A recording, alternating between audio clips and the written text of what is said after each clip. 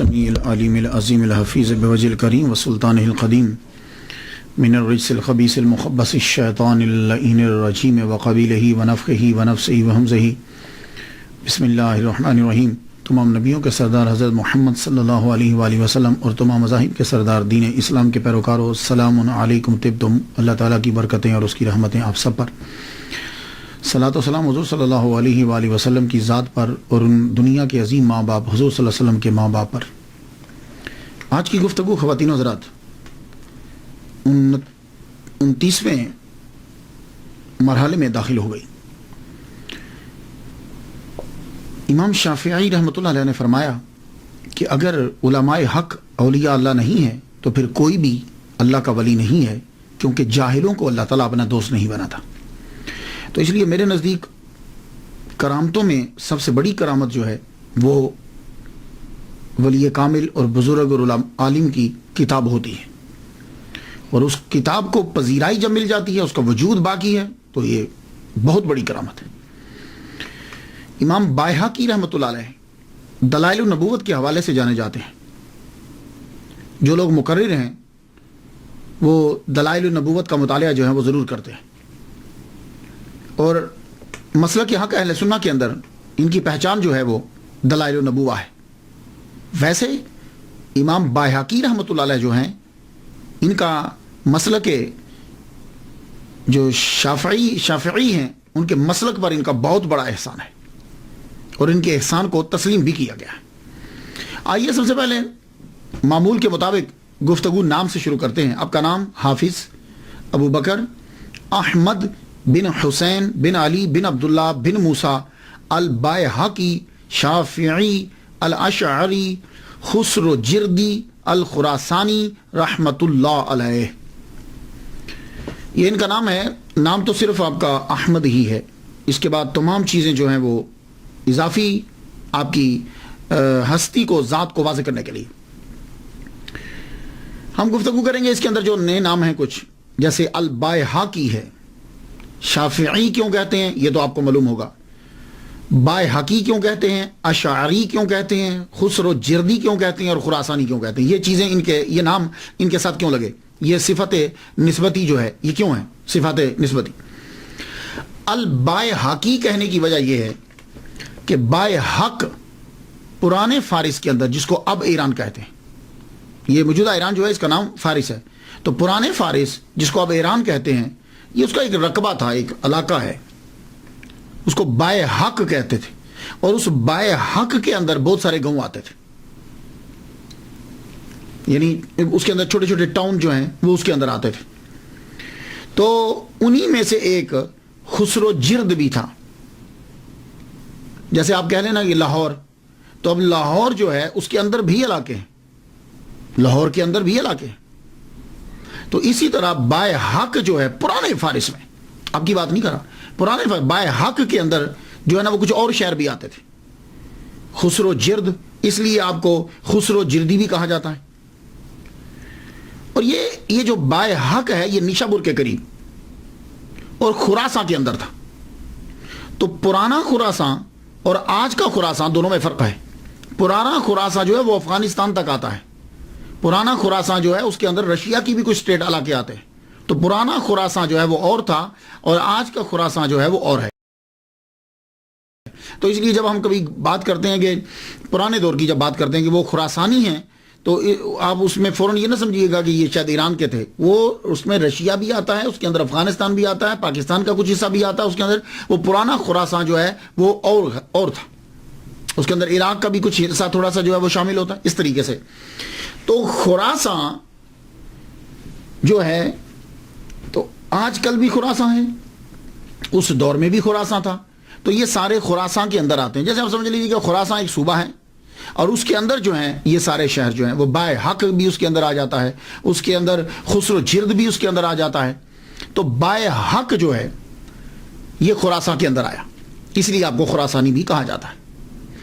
تو یہ خراساں جو ہے اس پہلے بھی مشہور تھا، آج بھی مشہور ہے۔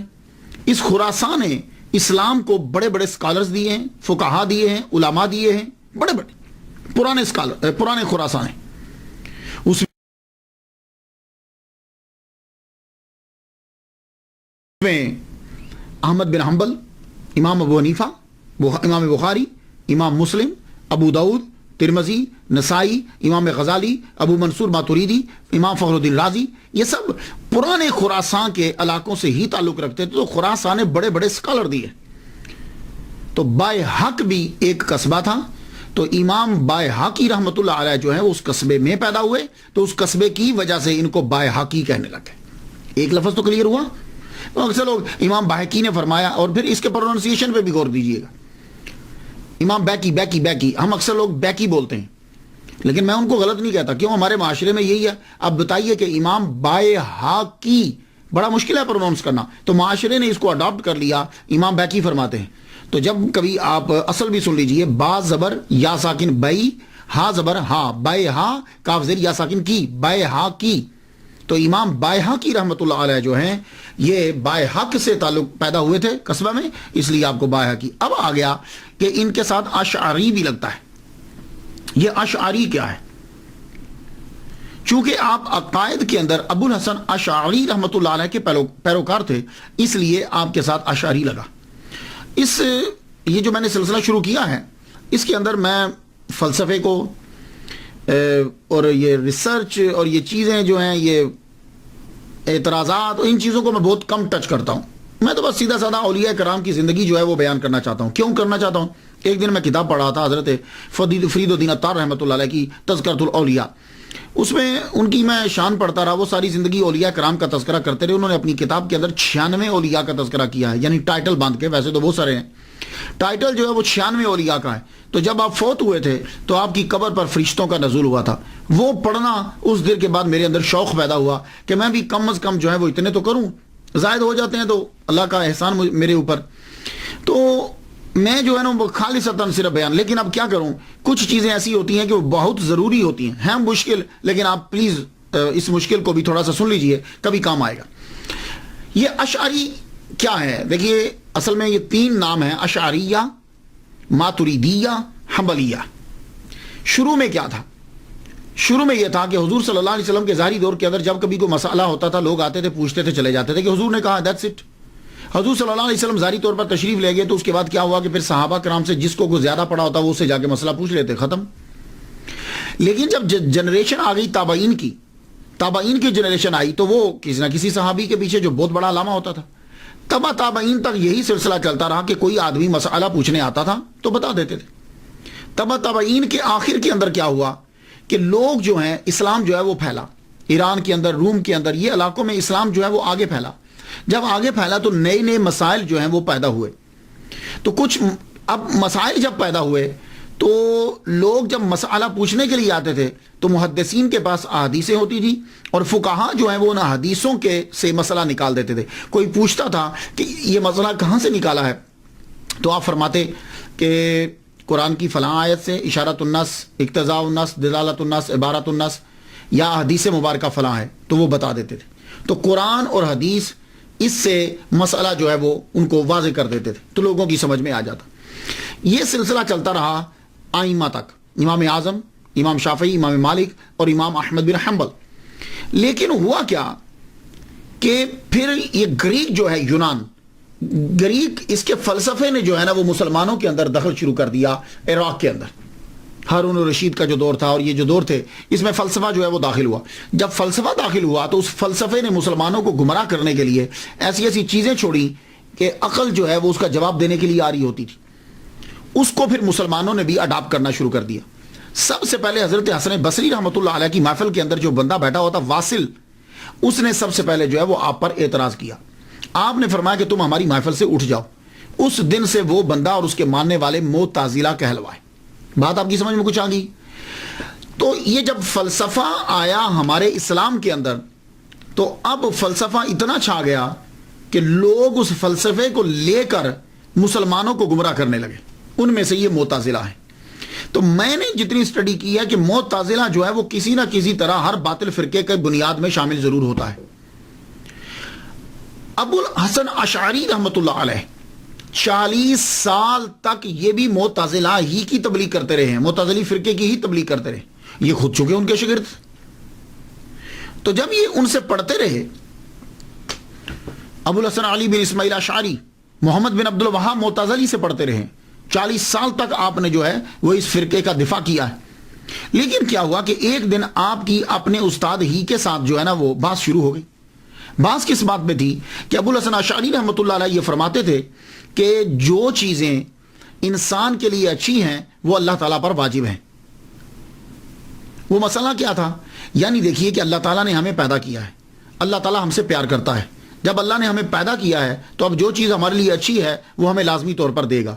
ان کے ذہن میں یہ تھا کہ چونکہ اس نے ہمیں پیدا کیا ہے تو جس طریقے سے بادشاہ کے اوپر، جس طریقے کے اوپر مالک کے اوپر جو ہے وہ امپلائیوں کا خیال رکھنا یہ چیز لازم ہوتی ہے، تو اللہ کے اوپر بھی لازم ہے کہ ہر اچھی چیز جو ہے وہ اس کے اوپر واجب ہے.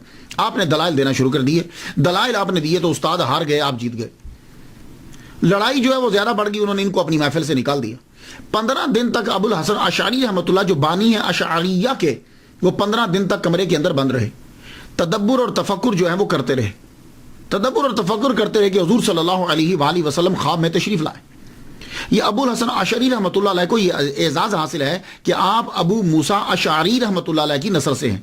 ابو موسیٰ اشعری رحمۃ اللہ علیہ جو ہیں، اشعر ایک قبیلہ ہے یمن کا، تو ابو موسیٰ وہاں سے اس قبیلے سے آئے تھے حضور صلی اللہ علیہ وسلم کے پاس اسلام قبول کرنے کے لیے.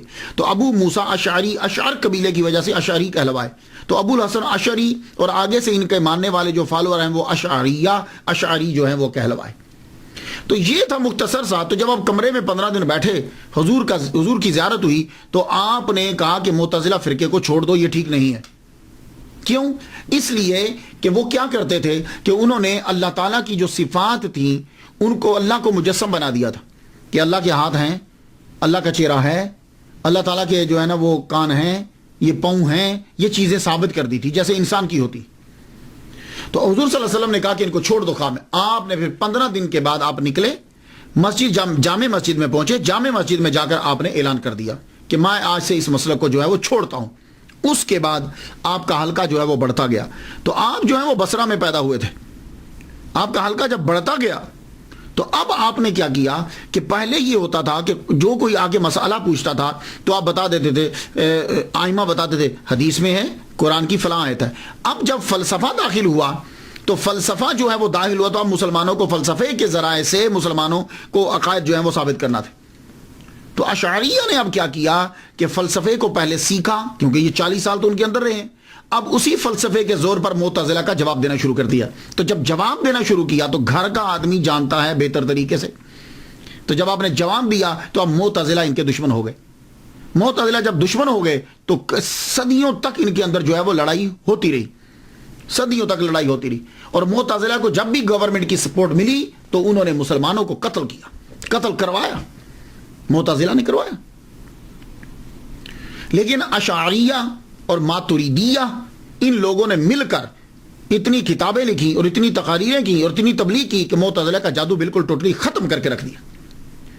تو جو شافعی تھے وہ اشعریہ کہلوائے کیونکہ انہوں نے اسی طرف رخ اختیار کیا، اور جو حنفی تھے وہ جب فلسفہ آ گیا تو پھر ماتریدیہ کہلوائے. بات اب کچھ سمجھ میں آ گئی. تو اشاعرہ جو تھے، اشاعرہ جو تھے بڑی خدمت کی انہوں نے. امام غزالی نے احیاء العلوم اور الاقتصاد لکھ کر معتزلہ کے تابوت میں کیل ٹھوک دیا. امام فخر الدین رازی شافعی رحمۃ اللہ علیہ نے مطالب عالیہ، مباحث مشرقیہ، 40 فی اصول الدین اور اساس التقدیس میں عقل اور فکر کے خزانے لوٹا دیے. اللہ تعالیٰ نے ان کو پھر فلسفہ آتا، انہوں نے فلسفے سے، منطق کے ذریعے سے پھر جواب دیا اور اسلام کو بچا. ورنہ اگر یہ اشعریہ اور ماتریدیہ نہ آتے تو معتزلہ اپنے فلسفے کے زور پر عقلوں پر قبضہ کر لیتے، لوگوں کے عقائد کو خراب کر دیتے. قرآن و حدیث تو ٹوٹلی انہوں نے چھوڑ ہی دی تھی. قاضی ابو بکر باقلانی، ابو اسحاق شرازی، امام غزالی، امام فخر الدین رازی، جب ان کی تعلیمات عام ہوئی معتزلہ اب ختم ہوتے چلے گئے. تو یہاں تک کہ 380 ہجری میں اشعری عراق میں چھا گیا. چونکہ ابو الحسن اشعری نے فقہ ابو اسحاق سے سیکھی اور وہ شافعی تھے، اس لیے اشاعرہ فقہ میں امام شافعی رحمۃ اللہ علیہ کے پیروکار ہوئے. تو امام بائحقی رحمۃ اللہ علیہ چونکہ شافعی ہیں اس لیے انہوں نے جو ہے وہ اشعری جو ہے ان کے ساتھ لگتا ہے تو یہ اشعریہ کو ہی انہوں نے اپنایا. اب کچھ سمجھ میں آ گیا؟ میں معذرت چاہتا ہوں کہ مجھے ذرا ادھر جانا پڑا. تو امام بایہقی رحمۃ اللہ علیہ کے ساتھ جو اشعری لگتا ہے وہ اس لیے کہ اشعریہ عقائد کے اندر یہ ان کو فالو کرتے تھے. تو حنفی جو ہے زیادہ تر ماتریدیہ ہیں. تھوڑا سا فرق ہے, یہ کوئی اتنی بڑی لڑائی کا چکر کوئی نہیں ہوتا. اشعریہ کے نزدیک سمپل سمجھاتا ہوں, ویسے تو بہت سارا ہے. سمپل یہ ہے کہ اشعری کہتے ہیں کہ جو چیز انسان کے حق میں فائدہ مند ہے, جیسے رزق فائدہ مند ہے, بارش فائدہ مند ہے, دھوپ فائدہ مند ہے, پانی فائدہ مند ہے, ہوا فائدہ مند ہے, یہ اللہ پر واجب نہیں ہے. ہاں وہ احسان کرتا ہے ہم پہ کہ ہمیں دیتا ہے, اس پہ واجب نہیں. کیوں؟ اس لیے کہ وہ بادشاہ نہیں ہے, اس لیے کہ وہ کوئی باس نہیں ہے, وہ مالک ہے, ہم اس کی مملوک ہیں. تو مالک اور مملوک جو ہے وہ اس کے اوپر لازم کچھ نہیں ہوتا, ہر چیز کا بدلہ دینا واجب نہیں ہے, یہ اس کا احسان ہے, کیونکہ ساری کائنات اس کی مملوک ہے اور مملوک کا مالک پہ کیا استحقاق. تو یہ تھا. اور وہ اشعریہ کہتے ہیں کہ نہیں, وہ جو ہے چونکہ اس نے پیدا کیا ہے اس لیے اس سے اوپر لازم ہے. بات کوئی اتنی بے نہیں ہے. عقائد سب کے جو ہے وہ بالکل ٹھیک ہیں, لیکن اشعریہ اور ماتریدیہ بھی کبھی کبھی جھگڑنے لگ جاتے ہیں, اور جب تصوف آتا ہے تو پھر اکٹھے ہو جاتے ہیں. اس لیے تصوف جو ہے وہ ضروری. میں ڈیٹیل میں نہیں جاتا, اگر آپ کو مزید پڑھنا ہو تو ایک بہترین کتاب بتا دیتا ہوں آپ کو. مولوی نجم الغنی خان رامپوری, بڑی زبردست کتاب لکھی انہوں نے, مذاہب الاسلام, اسے آپ جا کے پڑھ لیجئے گا. تو اب آپ سمجھ گئے ہوں گے کہ امام بایہقی رحمۃ اللہ علیہ کے ساتھ اشعری جو ہے وہ کیوں لگتا ہے. تو شافعی اشعری اور خسرو جردی, وہ میں نے آپ کو بتا دیا ہے, خراسانی کیونکہ وہ صوبے کا نام ہے, اس حوالے سے ان کو کہا جاتا ہے. اب آ جائیے, امام بایہقی رحمۃ اللہ علیہ نے تعلیم جو ہے وہ سیکھی, اللہ تعالیٰ نے ان کو چنا. انہوں نے شافعی فقہ کے اوپر بہت کام کیا ہے اور اس مسلک کے اوپر بھی بہت کام کیا ہے. امام شافعی رحمۃ اللہ علیہ کے بعد اگر کسی کا شافعی فقہ کے اوپر احسان ہے کسی کا, تو وہ امام بایہقی رحمۃ اللہ علیہ کا جو ہے وہ احسان ہے. 15 سال کی عمر میں آپ نے ابو الحسن محمد بن حسین علوی رحمۃ اللہ علیہ سے پڑھنا شروع کیا. آپ کا سفر جاری رہا, عراق, حجاز, زیادہ تر آپ نیشاپور کے اندر جو ہے وہ رہے. نیشاپور کے اندر, نیشاپور بھی کہتے ہیں, نیشاپور کے اندر آپ نے زیادہ پڑھا.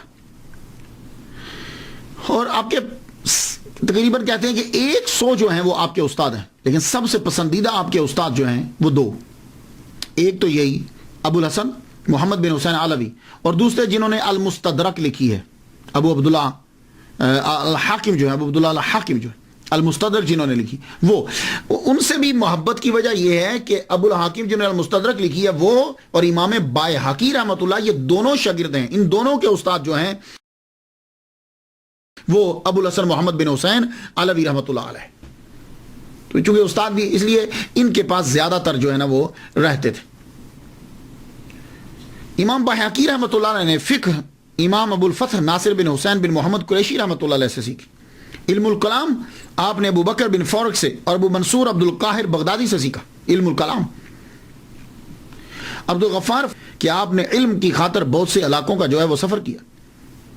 آپ نے حدیث مبارکہ کی جانب توجہ دی, حدیث مبارکہ کو بڑے مضبوط ذرائع سے حاصل کیا. یعنی یہ نہیں کہ جس نے جو بیان کیا ہے, چین آپ کی بڑی پاورفل ہوتی. تحصیل علم کے بعد آپ اپنے شہر بایحق میں واپس آ گئے. یہ ہا بڑی ہے اور قاف بھی بڑا ہے, کینچی والا قاف ہے. بایحق میں واپس آئے اور آ کر تدریس, تحریر اور تصنیف جو ہے وہ آپ نے شروع کر دی. امام الحرمین کا فرمان ہے کہ فقہ شافی پہ امام شافی رحمۃ اللہ علیہ کا احسان ہے, لیکن ان کے بعد سب سے بڑا احسان امام بایہقی شافعی اشعری خسرو جردی خراسانی رحمۃ اللہ علیہ کا ہے. اس کی وجہ کیا ہے کہ امام بایہقی رحمۃ اللہ علیہ نے جو چیزیں بکھری پڑی تھی, لوگوں کی پہنچ سے دور تھی, ان سب کو محنت کے ساتھ جمع کیا. یہ کام آپ نے اپنی زندگی کے اندر کیا. ان کی فقہ, ان کے لا, ان کے بیانات, ان کے ملفوظات, ان کی یہ چیزیں ساری امام بایہقی رحمۃ اللہ علیہ نے ان کو سب کچھ جمع کر دیا. اب وہ عام لوگوں کی دسترس کے اندر آ گئی اور جمع بھی ہو گئی, ضائع ہونے سے بچ گئی. یہ احسان ہے امام شافعی کی فقہ کے اوپر امام بایہقی رحمۃ اللہ علیہ کا. ابن خلقان نے یہ لکھا ہے کہ آپ شافعی فقہ کے ماہر اور حدیث میں امام تھے, اور اپنے دور میں آپ بے مثال تھے. گویا کہ آپ یوں کہہ سکتے ہیں کہ ہی از دا سیل آف دا شافعیز مجتہد, آخری خاتم کہہ سکتے ہیں آپ. کرامات تو میرے نزدیک سب سے بڑی کرامت کتاب ہوتی ہے جس کو اللہ تعالیٰ مقبولیت تامہ دے دے. لوگوں میں سینکڑوں سال تک وہ کتاب جو ہے وہ چلتی رہے. میرے نزدیک وہ سب سے بڑی کرامت ہوتی. اور اگر کتاب حدیث مبارکہ کی ہے تو اس کے اندر تو گفتگو ہی نہیں کرنی چاہیے. امام باہقی شافعی اشعری رحمۃ اللہ علیہ کو سنن الکبریٰ، جو آپ نے سنن الکبریٰ لکھی ہے، بڑی عظیم کرامت. یہ سنن جو ہے سنت کی جمع ہے. ہمارے اردو کے اندر کہتے ہیں جی حضور صلی اللہ علیہ وسلم کی سنتیں اپناؤ، تو اصل میں سنت کی جمع سنن ہوتی ہے. لیکن کیا کریں کہ سنن مشکل ہے، اس لیے ہم نے اڈاپٹ کر لیا سنتیں، جبکہ سنتیں اس کی جمع نہیں بنتی. تو اس لیے میں آپ کو کہتا ہوں کہ غلطی لفظ سمجھا کریں. کوئی بیچارہ بول جاتا ہے تو وہ معاشرے کی وجہ سے بولتا ہے. تو سنت کی جمع سنن ہے، لیکن یہ مشکل ہے. اب کون اردو میں بولے گا؟ تو انہوں نے کہا کہ اس کی آسان اڈاپٹ کرو، تو سنتیں اڈاپٹ کر لی. تو سنن الکبریٰ یہ آپ کی ایک عظیم کرامت ہے، اور آج بھی یہ کتاب موجود ہے. 10 اس کی جلدیں ہیں، 202 اس کے جزو ہیں. اور آخری باب جو ہے وہ باب عدت الام الولد، ام ولد کی عدت کے باب کے اندر اس کی بیان کے اندر باب ہے. المبسوط یہ بھی آپ کی کتاب لکھی، اس کے اندر شافعی فقہ اور لا بیان کیے گئے، اصول بیان کیے. اسماء و صفات، السنن والآثار، سنن والآثار، اس کی 4 جلدیں ہیں. اور یہ کتاب شافعی مسلک کے پیروکار کے اسکالر کے لیے اس کا رکھنا اور جاننا بہت ضروری ہے. جس طریقے سے عام حنفی ہے نا، تو بہار شریعت ضرور ہونی چاہیے، فتاوی رضویہ ہونا چاہیے. سمجھ آ گئی نا؟ انسان کی دسترس میں ہے. ویسے تو اور بھی کتابیں بڑی ہیں. شعب الایمان بڑی مشہور کتاب ہے. زہد الکبیر، مناقب امام احمد بن حنبل، 40 کبریٰ اور 40 صغریٰ، فضائل اوقات، حیات الانبیاء فی قبورہم، نبیوں کی زندگی ان کی قبروں میں، بہت مشہور کتاب آپ کی. مناقب امام شافعی رحمۃ اللہ علیہ، کتاب الاسرار اور دلائل النبوہ.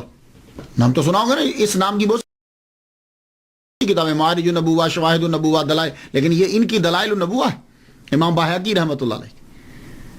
ایک اعتراض امام باہقی رحمۃ اللہ علیہ کے اوپر ہوتا ہے، کہنے لگے امام باہقی نے حدیثیں تو اکٹھی کی ہیں، لیکن ان کو امام نسائی کا نہیں پتا تھا، امام ترمذی کا نہیں پتا تھا، ابن ماجہ کا نہیں پتا تھا، ایون کہ ان کی کتابیں بھی ان کے پاس نہیں تھی، تو ان کے بارے میں یہ نہیں جانتے تھے. تو گویا کہ یہ بات بیان کر کے وہ بندہ جو ہے وہ ان کے علمی مرتبے کو کم کر رہا ہے. اوہ اللہ کے بندو، شخص نے جو کام کیا ہے اس کو دیکھو.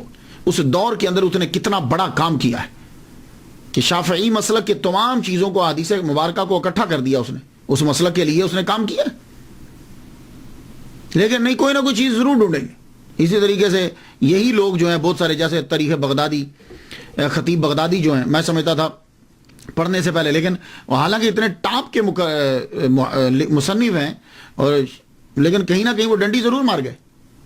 تو بھائی دیکھو، ہاں یہ لوگ جو تھے، ہم بعد میں آنے والے اس چیز کو شاید کسی اور نقطے سے دیکھ رہے ہوں، لیکن یہ لوگ اپنے دین کے ساتھ جو ہے مخلص تھے. انہوں نے اسے جمع کیا، اکٹھا کیا، جو ضرورت تھی اس کو پورا کیا. اب یہ جا کر ساروں کو ملتے نہیں، جو ضروری ہوتا ہے. لیکن پھر بھی میں دلیل دے جاتا ہوں، اگر آپ کو تحقیق کرنا ہو تو یہ سراسر اعتراض ہے، نٹ کے اوپر پھیلا ہوا ہے، اور لوگوں نے اپنی کتابوں میں بھی لکھا ہے کہ یہ بالکل غلط ہے کہ امام باہقی رحمۃ اللہ علیہ نسائی، ترمذی اور ابن ماجہ کے نام تک نہیں جانتے تھے. جائیے آپ سنن الکبریٰ پڑھ لیجئے. سنن الکبریٰ جب آپ پڑھیں گے تو جلد 7ویں صفحہ 183 پہ آپ کو ملے گا نام، امام نسائی کا تذکرہ ملے گا.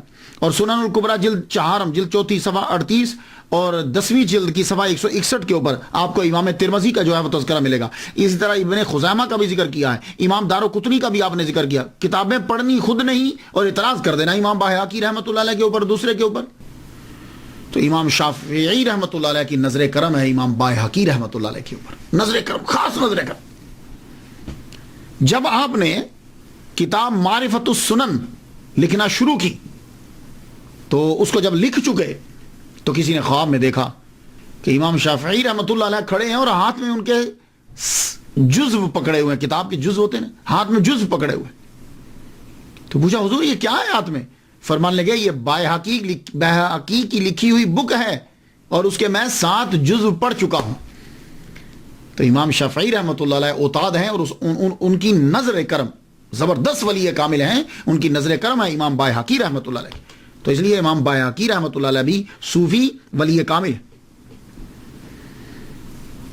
اور مشہور فقیہ محمد بن عبد العزیز کہتے ہیں کہ روز میں نے خواب میں دیکھا کہ فرشتے ایک صندوق کو اٹھائے ہوئے اوپر لے جا رہے ہیں، اور وہ صندوق جو ہے وہ نور کے ساتھ کور ہے، گھرا ہوا ہے چاروں طرف نور ہی نور.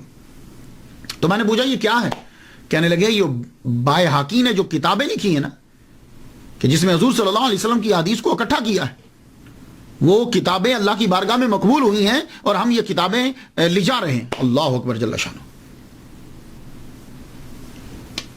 تصوف جتنے بھی یہ بڑے بڑے آئمہ ہیں، بڑے بڑے محدث اور اسکالر ہیں، یہ صوفی ہوتے تھے. کیوں؟ اس لیے کہ تصوف کے بغیر ترقی ناممکن ہے. علم اوپر لے جا سکتا ہی نہیں. علم کے ساتھ تصوف کی نکیل بہت ضروری ہے. تو تصوف کیا ہوتا ہے؟ تصوف سن لیجئے، تصوف یہ ہوتا ہے اپنے نفس کو نکیل دے دینا، نفس کی اجارہ داری کو ختم کر دینا، نفس کو مارنا، یہ ہے. اور خدا تک پہنچنا اور پہنچانا، یہ ہے وظیفہ کہ یعنی نفس کو نکیل دینا اور خدا تک پہنچنا یا پہنچانا، یہ تو تصوف ہے. اور اس کے لیے ذرائع اختیار کیے جاتے ہیں. تو امام بائحاقی رحمۃ اللہ علیہ نے نفس کو مارا، نفس کو ختم کیا. یہ تصوف کی پہلی علامت آپ نے اختیار کی. اس کو کس طرح سے مارا؟ روزہ بہترین طریقہ ہے نفس کو مارنے کا. یہ نفس جب مرتا ہے تو عبادت، اور عبادت میں پھر روزہ، دو چیزوں سے نفس بڑا مرتا ہے. اس لیے حضور صلی اللہ علیہ وسلم نے فرمایا کہ جن نوجوانوں کی شادی نہیں ہے وہ روزے رکھیں، کیونکہ روزہ نفس کو مارتا ہے. اللہ کے بندو، صحیح کہا امام شافعی رحمۃ اللہ علیہ نے، اگر علماء حق اولیاء اللہ نہیں ہے تو پھر کوئی بھی ولی نہیں ہے، کیونکہ اللہ جاہلوں کو دوست نہیں بناتا. تو امام بائحاقی رحمۃ اللہ کے شاگرد بیان کرتے ہیں کہ میں امام بائحاقی رحمۃ اللہ علیہ کے پاس پڑھنے کے لیے آیا تو تب آپ کی عمر 44 سال تھی. امام بائحاقی رحمۃ اللہ کی عمر 44 سال تھی. میں ان کی خدمت میں آخری دم تک رہا، 30 سال تک رہا. تو وہ شاگرد کہتے ہیں کہ میں نے 30 سال میں کبھی نہیں دیکھا ممنوع دنوں کے علاوہ کہ آپ کبھی بے روزہ ہوں، کہ روزہ کے بغیر ہوں. عید کے دن آپ روزہ نہیں رکھ سکتے، آپ سمجھتے ہیں اس بات کو، عید کے دن روزہ نہیں رکھ سکتے. تو کہا کہ جن دنوں میں منع ہے اس دن کے علاوہ میں نے کبھی نہیں دیکھا کہ آپ نے روزہ نہ رکھا ہو. تو 30 سال تک آپ نے اپنے نفس کو مارا روزہ رکھ کے. لیکن یہاں پھر اعتراض ہوتا ہے. اب دیکھیے نا، لوگ جو ہیں اعتراض، سب سے آسان ترین چیز نکتہ چینی ہوتی ہے. کیا لگے یہ کیسے جائز ہو گیا، ہمیشہ روزہ رکھنا ٹھیک نہیں ہوتا. تو امام نووی یا نواوی، انشاءاللہ الرحمن میری نیکسٹ گفتگو جو ہے ان کے اوپر ہے.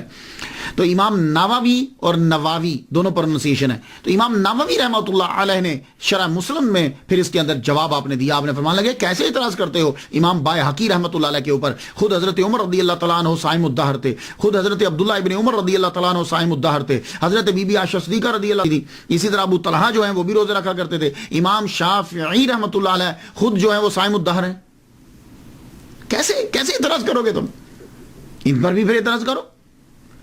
تو بھائی دیکھو، وہ اور چیز ہے. وہ کون سے روزے ہیں؟ وہ ہوتے ہیں کہ آدمی بیچ میں کھائے ہی نہ. لیکن اگر کوئی سحر میں اور افطاری میں کھاتا ہے تو اس کا مطلب یہ ہے کہ وہ مکروہ نہیں ہے. وہ اب تھوڑا کھاؤ، وہ آپ کی اپنی مرضی ہوتی ہے. اللہ اکبر جل شانہ. چنانچہ ہمیشہ روزہ رکھنا مکروہ نہیں ہے جب آپ سحر کرتے ہیں اور افطار کرتے ہیں. امام بائحاقی رحمۃ اللہ علیہ ہی put into practice his knowledge. اور یہی جو ہے صوفیہ کا جو ہے وہ ترائے امتیاز ہے. کم کھانا، کم سونا اور فضول گفتگو چھوڑنا، یہ تو تصوف کی علامات ہیں، اسباق ہے. امام بائحاقی رحمۃ اللہ علیہ شاعر بھی تھے، لیکن شاعری وہ کرتے تھے کہ جس کے اندر حقیقت، توحید اور رسالت اور حقیقت ہو. میں 4 مصرے سنا دوں آپ، سنیے گا. من اعتز بالمولا فذاک جلیل ومن رام عزا عن سواہ ذلیل. جو اللہ سے عزت حاصل کرنا چاہتا ہے وہ مرتبے والا ہوتا ہے، اس کو عزت مل جاتی. ومن رام عزا عن سواہ ذلیل، اور جو اللہ کے علاوہ کسی سے عزت کا ارادہ کرتا ہے تو ذلیل ہو جاتا ہے. بڑی زبردست گفتگو کی. اس لیے اللہ سے ڈرا کرو، اللہ کے آگے جھکا کرو، بندوں کے آگے مت جھکو. یہ تمہیں عزت نہیں دے سکتے. جاؤ جا کے دیکھ لو جتنے بڑے بڑے بادشاہ جن کو دعویٰ تھا کہ لوگ ہمارے ساتھ ہیں، کس طرح ذلت کی موت مرے. وَأُحِبُّ مناجات الحبیب بِأَوْجَہ، میں اپنے حبیب کی مناجات عمدہ طریقے سے کرنا چاہتا ہوں. وَلَكِنَّ لِسَانَ الْمُذْنِبِينَ قَلِيلٌ، لیکن کیا کروں، گناہ گار ہوں اور گناہ گاروں کی زبان گنگی ہوتی. اللہ گناہ گار. تو خوبصورت، یعنی اس سے بڑھیا شاعری نہیں ہو سکتی. امام بائحاقی رحمۃ اللہ علیہ کی دنیا میں جس نے آنا ہو پھر اس کا وصال تو اس نے جانا بھی ہے. آپ کا زیادہ تر وقت جو ہے وہ نیسا پور میں नैसाबुर में गुजरता था। ये इसका मैं तलफ़ुज़ पे थोड़ी सी गुफ्तगू कर जाऊं। इसको नैसाबुर भी कहते हैं, और मैं समझता हूं कि नैसाबुर शायद इसलिए कहते हैं कि अरबी के अंदर पे नहीं होती, इसलिए पाकिस्तान कहते हैं, पाकिस्तान नहीं बोलते। तो शायद अरबी वाले इसको नैसाबुर कहते हो, बुर क्योंकि पे नहीं होती। लेकिन अगर पे नहीं भी होती तो फिर भी नैसापुर बना, नून ज़बर या सा की नई, सीन ज़बर अलिफ सा, नैसाबुर। लेकिन अब नैसाबुर जो है ये बहुत कम आपने सुना होगा, ये किताबों में लिखा हुआ है अरबी की बुक के अंदर। उर्दू वाले जो हैं वो बोलते हैं नेशापुर, नेशापुर, लेकिन अवाम इसको बोलती है निशापुर। तो इसलिए जो भी बोलता है तो आप उसको गलत मत कहिएगा, इसलिए कि उसने वो अडॉप्ट किया है। हमारे अवाम के अंदर निशापुर है। कहाँ रहते थे जी? निशापुर में रहते थे, निशापुर में। तो ये असल में नैसाबुर, नेशापुर और निशापुर। इसकी तारीख भी बड़ी अजीब है। मरकज तो ये रहा है उलमा का, लेकिन अजीब तारीख है इसकी, और शायद आप यकीन भी ना कर पाए। यहाँ के वैसे तो फरोज़े दुनिया में बड़े मशहूर हैं, आज भी इसकी फैक्ट्रीज हैं वहाँ, मगर यह भी मशहूर है कि नैसाबुर के किसी बंदे ने तीर चलाया। वो तीर जो है वो चंगेज़ खान, उसकी जो बेटी थी उसके खामद को यानी दामाद को लग गया और वो मर गया। ऐसे अचानक ही बेचारे ने तीर चला दिया था, तो तीर लगा, वो मर गया। अब उसकी बेटी को गुस्सा आ गया।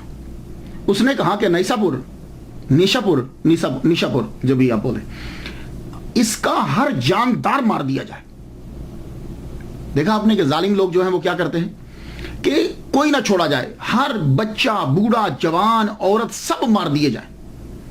तो चंगेज खान ने अपने छोटे बेटे को हुक्म दिया कि फौज लेके जाओ और नैसाबुर के सब बंदे मार डालो। आप बिलीव करेंगे कि बिल्लियां, कुत्ते तक मार दिए गए, सब मार दिए गए।